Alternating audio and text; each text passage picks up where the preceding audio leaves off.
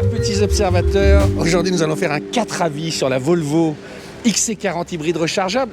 Il y aura Monsieur Fréhour, il y aura Monsieur Rosburger et il y aura Jean Pagési que je découvre. Bonjour Jean. Salut Renaud, tu vas bien? Je te découvre en tenue de l'urbain. T'as vu ça? Du bobo parfait, la trottinette. Non mais c'est pas de la... Attends, quand j'ai vu, j'ai dit il faut le filmer avant qu'on ait nos 4 avis.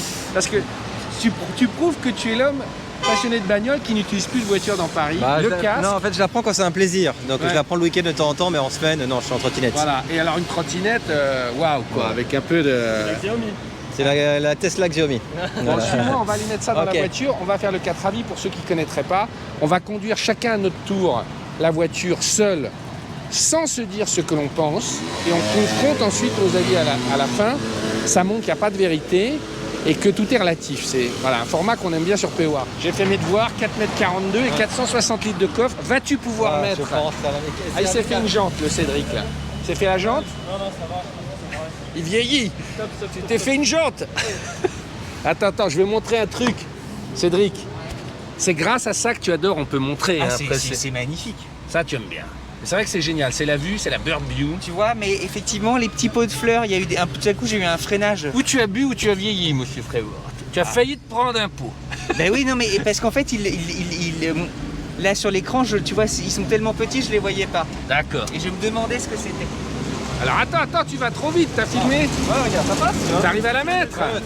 Non mais attends, là on va encore se faire, mais chuinter les bobos et tout, mais ça marche. Ouais, ça marche. Ça marche. Avec Jean, parce qu'il faut le dire quand même, il a le B-Twin électrique, premier modèle, il a ça. En même temps, il aime les Tesla, en même temps, il aime les 6 cylindres et tout. Non, mais c'est ouf. Dès qu'il y a un moteur, tu sais, ça me parle. Moi. Jean, tu m'épates. Jean, est-ce qu'on peut voir cette coupe magnifique? Voilà. Toi aussi, tu as récupéré mon sponsor capillaire. C'est l'amicale des poivres et sel parisiennes. Nous sommes deux. J'aime bien parce qu'en quelques années, tu as grisé et tu as... C'est la maturité. Ça a beaucoup d'avantages, tu verras. Bon, allez, on va partir, faire un 4 avis, rejoindre notre circuit. Il n'y a pas de poignée pour à l'arrière, j'avais pas remarqué, tu vois. On est beaucoup moins confort à l'arrière qu'à l'avant. Je peux te dire, on avait été à Genève avec, et les sièges, ils sont épais comme du papier à cigarette. C'est bien pour les mômes dans les sièges bébés, mais pas pour les poivres et sel un peu habitués au... Au Pierre Connolly. C'est ça, ouais.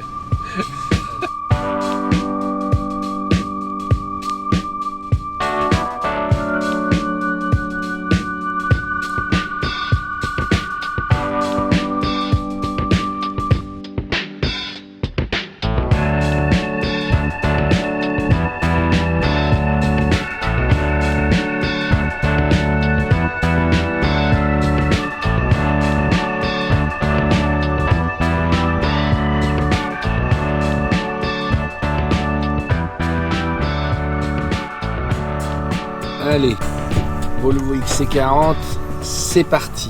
Avec un moteur très spécifique, plug-in hybride, 180 chevaux en essence et 82 chevaux en électrique, qui font pas vraiment 262 chevaux, mais plus dans les 200 chevaux. Alors mes premières impressions, là c'est une version Air Design.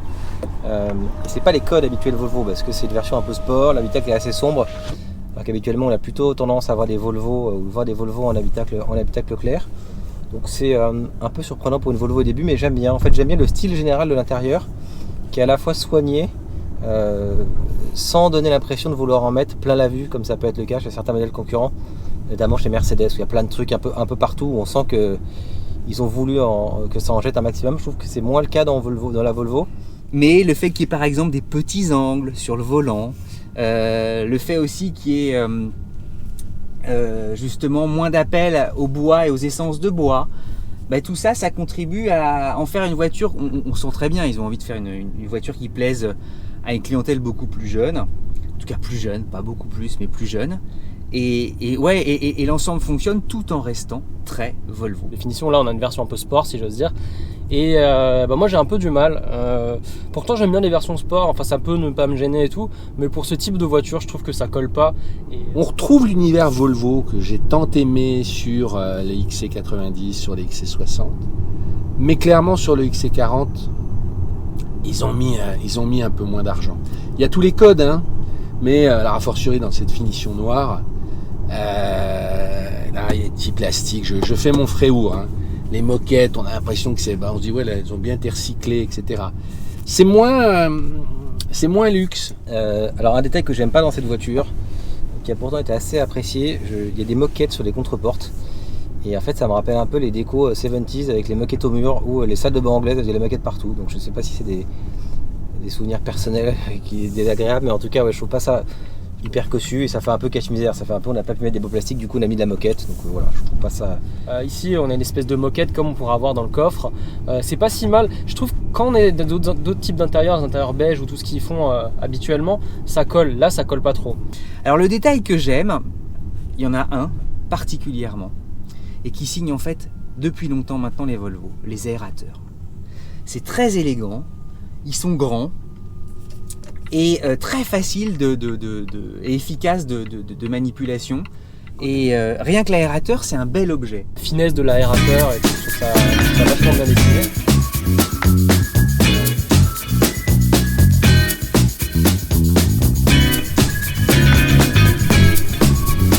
LJBR. Alors, on va parler du confort. Là, je suis en mode utilisation quotidienne hybride, donc je suis en mode plus ou moins normal. Franchement, j'ai lu pas mal d'essais où ils disaient que la voiture était très dure et tout.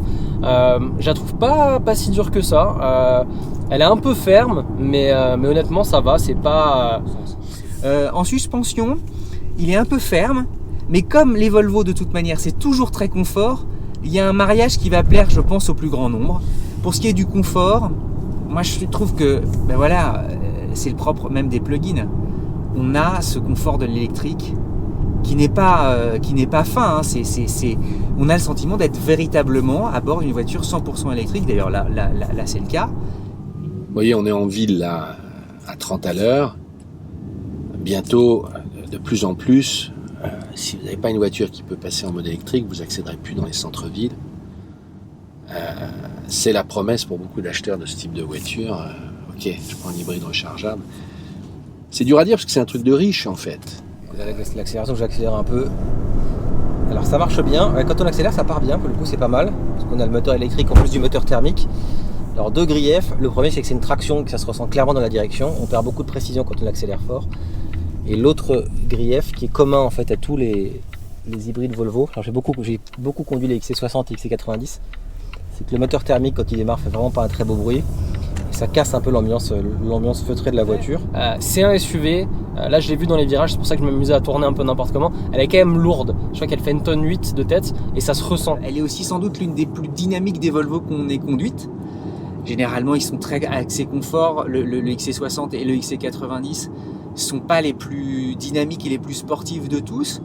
Mais là, on a cette ambiance avec une forme d'incisivité et le poids qu'on pourrait reprocher, notamment le poids des batteries naturellement, qu'on peut reprocher souvent aux plug-in et aux hybrides rechargeables. Et bien sur ce petit gabarit, il est plutôt gommé. Et bon, elle reste aussi malgré tout une Volvo, c'est très confortable. Alors c'est vrai, quand on est à l'avant, ça l'est un peu moins quand on est derrière. Comme en mode électrique, finalement, vous avez entre 20 et 40 km d'autonomie. Si vous les bouffez, vous pouvez bloquer là, et là on l'a bloqué d'ailleurs. Vous dites non, je ne vais pas l'utiliser le mode électrique parce que je veux être sûr qu'elle se recharge. Voilà, comme ça on est sûr d'arriver en ville avec la batterie chargée à fond. Bon, là elle est pleine, donc j'ai pas besoin de le mettre. Mais voilà, enfin bon, je suis parti là-dedans parce que c'est la promesse. La promesse. Volvo a l'habitude de faire des hybrides, hein, il y en a plusieurs dans sa gamme. Là on a le 1,5 litre, c'est un 1,5 litre de 180 chevaux. En essence, accouplé à 82 chevaux en électrique. Et ce petit moteur de 82 chevaux il a été alimenté par une batterie qui se trouve ici. Et en utile, on est plus autour de 8 kWh. Donc on se dit qu'on va avoir une autonomie au moins de 50 km. On est vraiment plus proche des 30 km. Ça repart bien en revanche. J'ai eu une Lexus RX à une époque, 450, et c'était le même truc en fait. C'était une voiture qui était essentiellement une traction. Et dès qu'on devait accélérer fort, on sentait que le train avant cherchait un peu la route. Et c'est un truc que je retrouve ici, sur cette voiture. Voilà, j'accélère pour voir ce que c'est.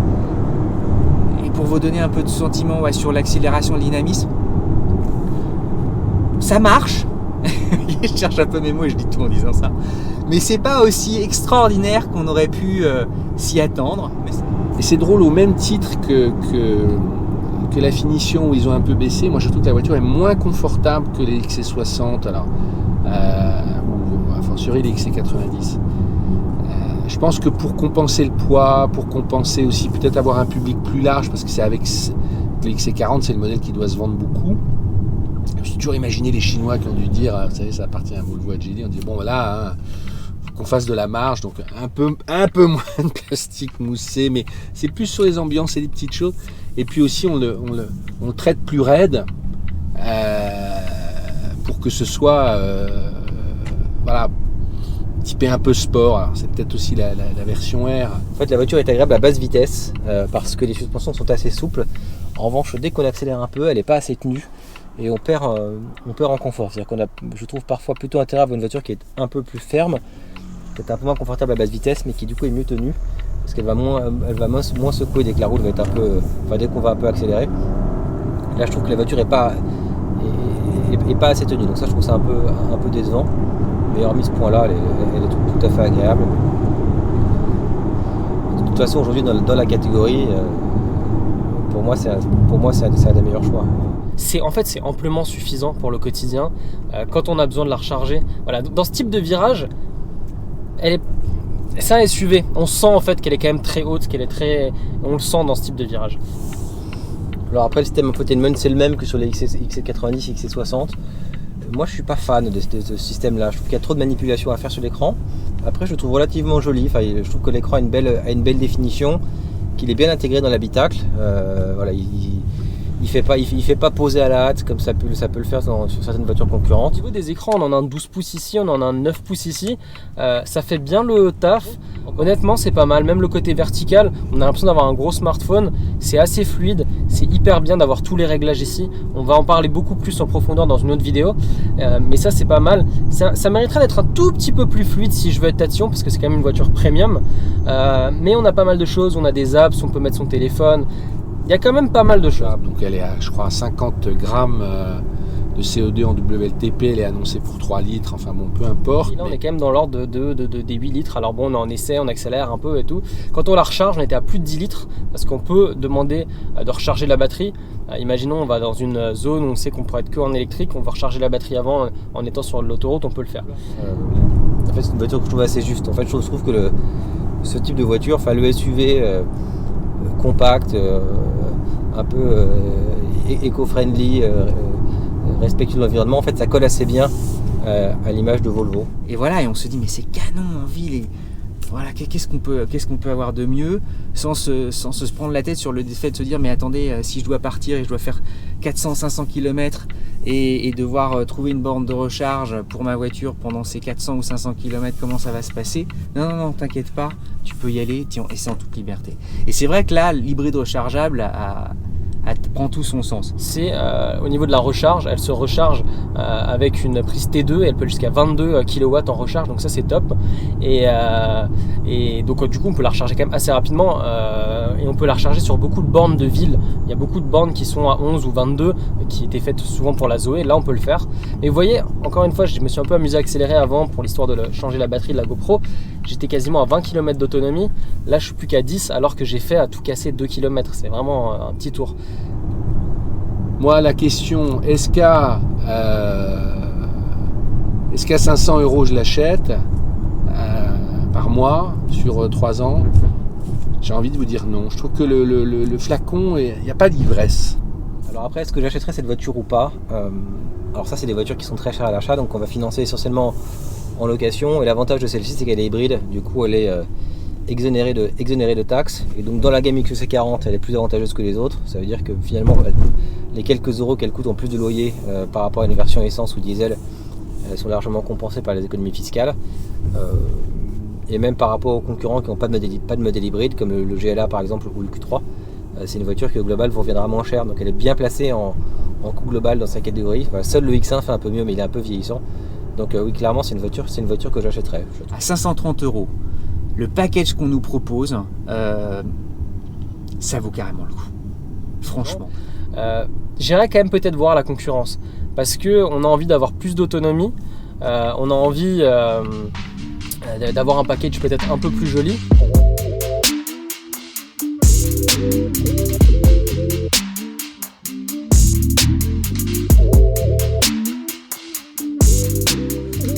Il y avait les 4 fantastiques, il y a maintenant les 4 observateurs.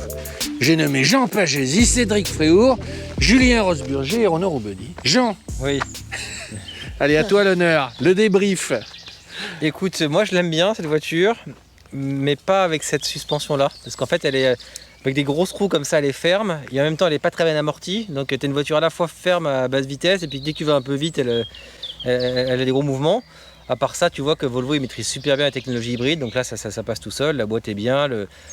C'est la taille qu'il faut. Donc il n'y a pas grand-chose à redire. Elle est assez, je la trouve globalement C'est ce que veut assez le réussie. marché, quoi. C'est ce que veut le marché. Ils sont pile dedans. L'image Volvo va très bien avec ce type de voiture. Mais juste un regret sur la cohérence de ces très grandes routes et avec l'amortissement de la voiture. Fréhour. Non mais bonheur de rouler en électrique sur ce type de gabarit, ça lui va comme un gant. Jean a raison, le comportement routier pour celui qui aime vraiment tourner le volant, il y a plus plaisant. Pour dire les choses telles qu'elles sont, le plaisir de conduire, il est encore ailleurs. Mais c'est pas désagréable non plus. Et moi je la trouve très sympa. Le modèle hybride, c'est ce qui lui va exactement comme un gant, c'est ce qu'il faut. Et moi je vais dévoiler ma conclusion, moi je l'achète. Voilà. Ah merde, alors c'est moi qui suis le chieur aujourd'hui. Moi je trouve que... Ah bon? Ben ouais, moi Putain, moi je trouve j'aurais parié tout l'inverse. Non, je trouve j'ai trop le XC60 en tête et le XC90. Je trouve qu'elle est un peu en mode dégradé. C'est-à-dire qu'il y a tout, mais tout n'est pas... Il manque l'assaisonnement qui fait que c'est top. La finition, c'est un poil en dessous. Le comportement, moi, je disais effectivement, c'est entre deux. C'est pas super confort, mais c'est pas super précis. J'ai pas moi, je marche qu'à l'émotion. Voilà, c'est un peu... il manque un truc. Petit mode dégradé léger. Julien, allez, à toi. Tout pareil que vous. Oui, mais pareil que qui? Non, mais Que qui je suis assez d'accord avec vous. Mais qui, eux ou moi? Mais non, mais de manière globale, déjà sur effectivement la suspension et tout, on va tous dire la même chose. Mais en fait, encore une fois, notre config ça va pas. Même l'intérieur et tout, c'est pas très joli pour une Volvo. T'as envie d'avoir. Les coloris et tout ça. Ouais, t'as envie d'avoir autre chose. Après, sur la voiture en tant que telle, en fait, ça va être difficile pour elle avec la concurrence parce que quand tu regardes l'autonomie, même j'ai un peu accéléré et tout.